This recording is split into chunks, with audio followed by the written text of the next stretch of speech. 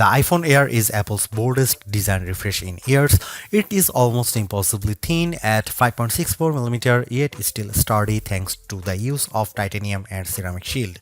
It is 6.5-inch ProMotion display and iOS 26's liquid glass makeover feel purpose-built for this form factor, even after a week of use. This still feels like Apple's most exciting design refresh in years.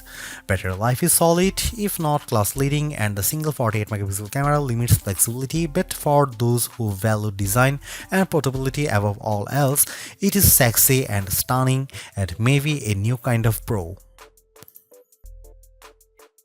If you are following the Apple rumor cycle, we were all expecting an ultra-thin iPhone to be released, one that would potentially go thinner than the iPhone 6 or 6 Plus, be more stunning than the iPhone X, and offer a truly refreshed look and feel for the iPhone. The launch event's awe-dropping tagline set the bar high, and the iPhone Air cleared it with room to spare. It's not the first ultra-thin phone. The Galaxy S25 Edge measures in at 5.8mm, but it still feels as stunning, sleek, and sexy in my hand right now after living with it for a week as it did during my brief hands-on session following the launch event. It feels as exciting as the iPhone X in that it might give us the playbook for the modern iPhone going forward, or at least show us one half of the purportedly incoming foldable iPhone. The photos released by Apple and even those shot by me for this review only do it partial justice. The iPhone Air is the best representation yet of Apple's vision for an iPhone that's just glass. It weighs in at just 5.82 ounces or 165 grams, fully justifying the Air moniker. Much like the iPhone 17 or even Pro Max, it feels balanced, not too top heavy, not too bottom heavy. It's Goldilocks ergonomics. I don't know if I'd quite call it awe-dropping, but the thinness is the part that gets people excited. At its thinnest, the iPhone Air is 5.64mm or 0.22 inches, and the plateau only jutes out of a bit more. I was instantly wowed, and over the course of a week, I have really become accustomed to this look and feel for an iPhone. While conducting some testing over the week, I showed it to my brother and sister-in-law, who were both visibly impressed when holding it. They asked about durability and were a little stunned at the overall feel. Then came the questions about battery life and the camera, both of which I will address below, and whether the USB-C port was thinner. On that last point, it is still a regular USB-C port, but to fit it in this frame and get in this small, Apple's design team started by 3D printing a custom one. And given how thin this phone had to be, Apple went back to grade 5 titanium for the shell and sides of the device. To further enhance the looks, it has a polished finish. My sky blue review handset is different from the MacBook Air and iPad Air colors of the same name. It is a bit lighter and pastel-like. I really like it, and the Air also comes in light gold, space black, and cloud white. While the innermost layer of the iPhone Air sandwich is made of that strong titanium, which can bend slightly under pressure but is designed to spring back, it's topped and bottomed with glass and glass ceramic, specifically Ceramic Shield 2 on the front and the Ceramic Shield on the back. The rear, like the iPhone 17, is mostly frosted matte glass, while the top bump gets the glossy finish. Apple says the Air is 3 times more scratch resistant on the front, so I've still been careful sliding this in and out of my front or rear jeans pockets, and the back is 4 times more crack resistant.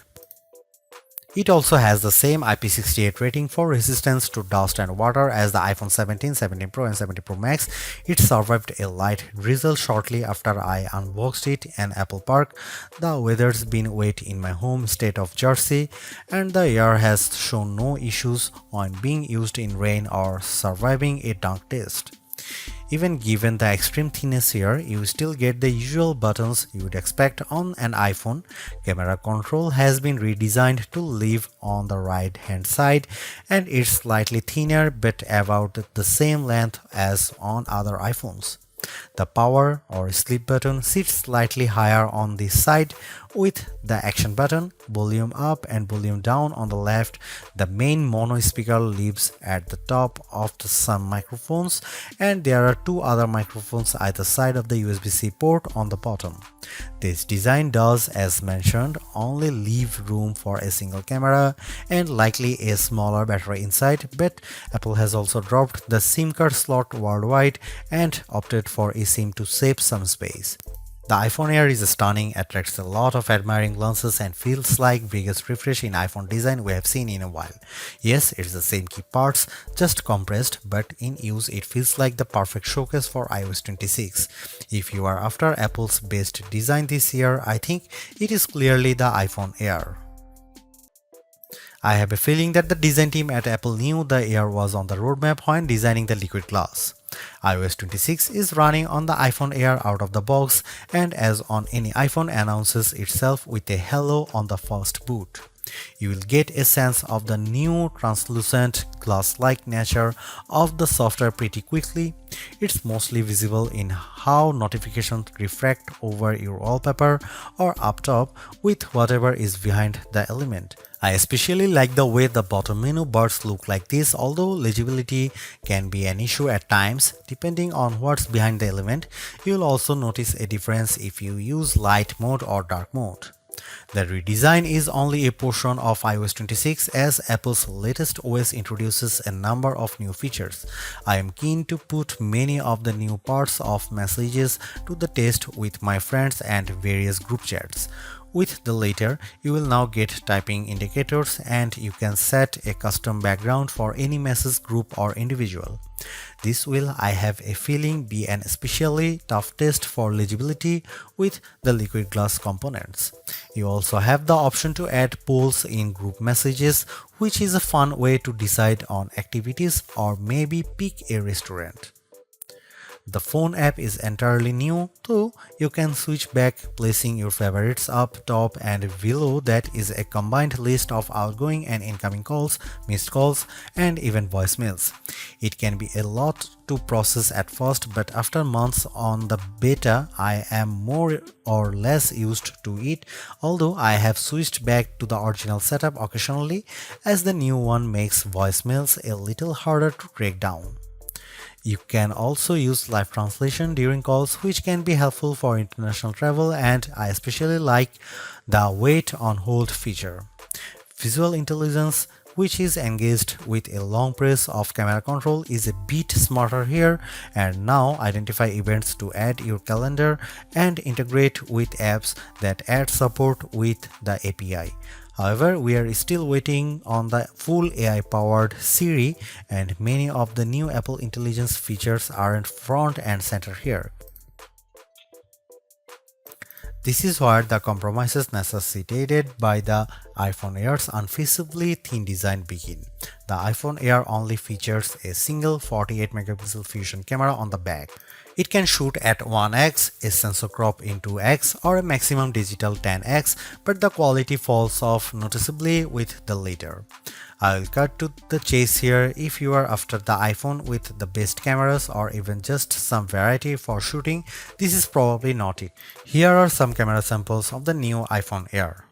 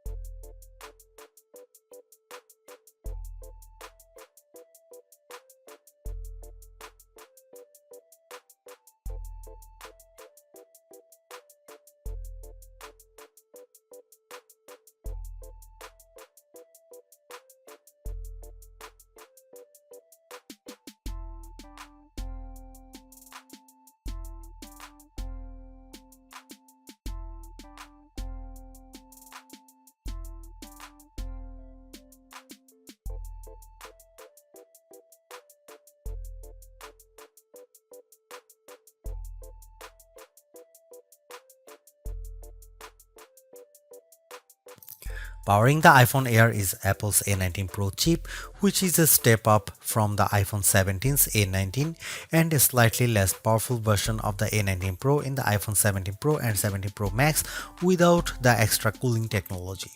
The A19 Pro here is a 6-core CPU with 2 performance and 4 efficiency cores, a 5-core GPU and a 16-core neural engine.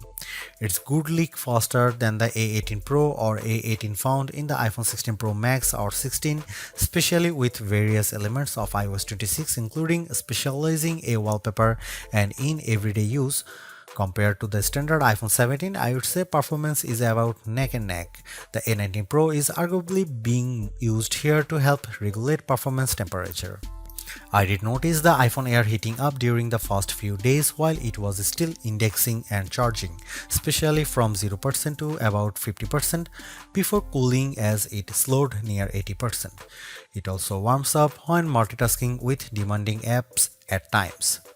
For example, if I am on a call and launch a game like Asphalt 9, the area around the camera housing on the rear can get noticeably warm, though it cools quickly as performance regulates.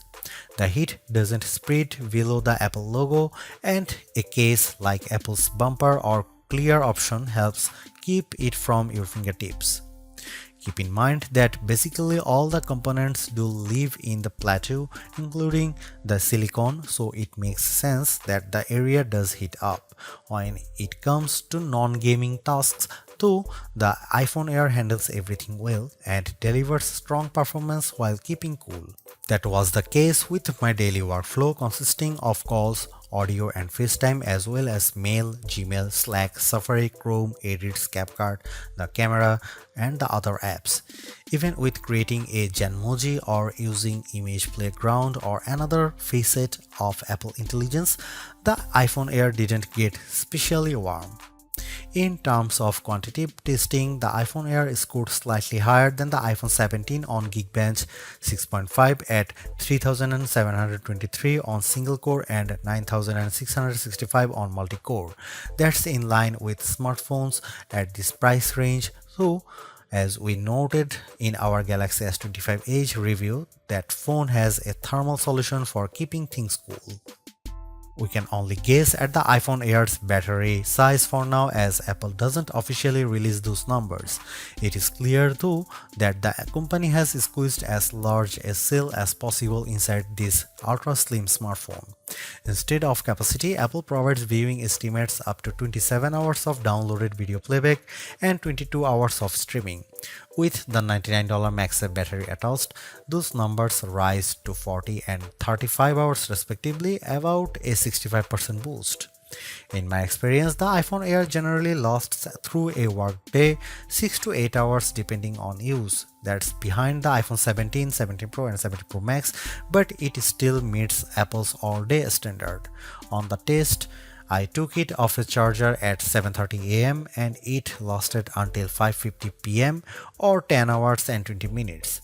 At best, I recorded 6 hours and 35 minutes of active screen time. On average, I got around 4 hours and 45 minutes.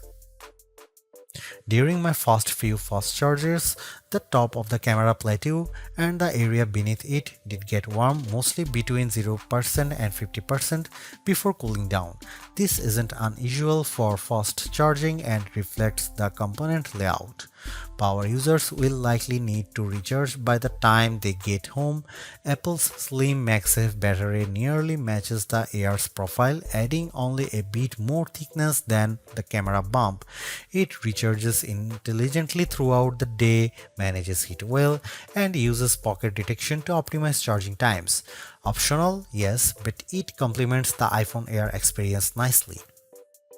The iPhone Air delivers remarkable performance in a super thin and light design that's very durable. I especially like getting A19 Pro power in something this compact, but you have to make some trade-offs for the steep $999 price.